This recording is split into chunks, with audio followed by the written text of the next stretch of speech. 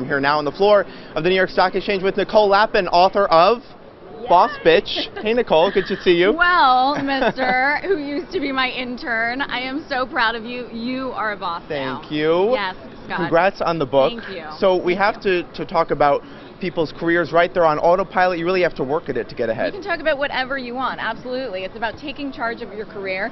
This is a 12-step plan to do just that. My first book was also a 12-step plan. Why?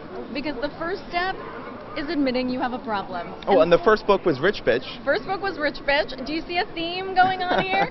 And yeah, look, we all have issues. It's about really talking about them openly and honestly. I love talking about my failures. All the ways I messed up along the way when I was thrown on the floor of the exchange in Chicago, totally clueless when I was 18, and learned this language on my own. It sounds like Chinese if you don't know this. Like, what is all this jargon? All these lights and screens?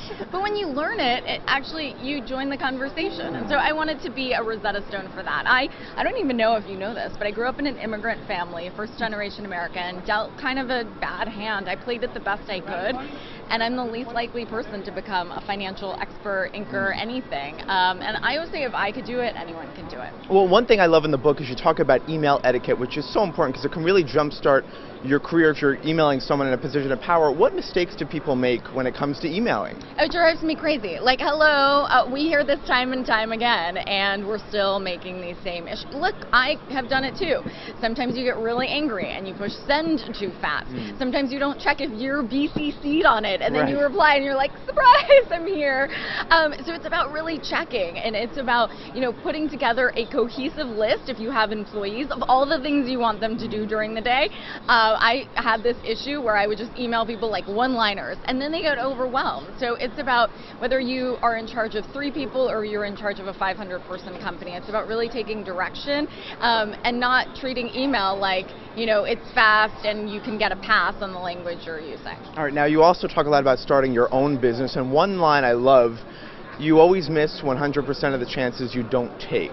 Talk about that. And if you don't ask, the answer is always no. That's when it comes to negotiating, and it's, you can negotiate everything. So when you're starting your own business, look, a career well had, I always think, is more like a rope swing than a ladder. We go from different stages in our lives. I worked for CNBC, I worked for Bloomberg, I worked for bigger companies, and I went to work for myself. I could work for another company. I could start my own family and be the CEO of my family. Like, we go through a lot of different permutations in our career. So if you're starting a business and you're working for someone else right now, it's super important to incubate that into what you're doing by a side hustle. So sometimes figuring out what you don't want to do is just as important as figuring out what you do want to do. And so you got it out of your system. If you're dreaming about like making a cupcake shop, Scott, while you're reporting for TheStreet, it could be a hobby. You could make cupcakes. Side hustle. Right. And then you turn that into seeing whether that goes from a hobby to a jobby. And sometimes it goes from like just baking and being happy to now sourcing flour, doing accounting, getting a commercial kitchen. You're like, I'm out. But you got it out of your system, go to work, you're a happy camper.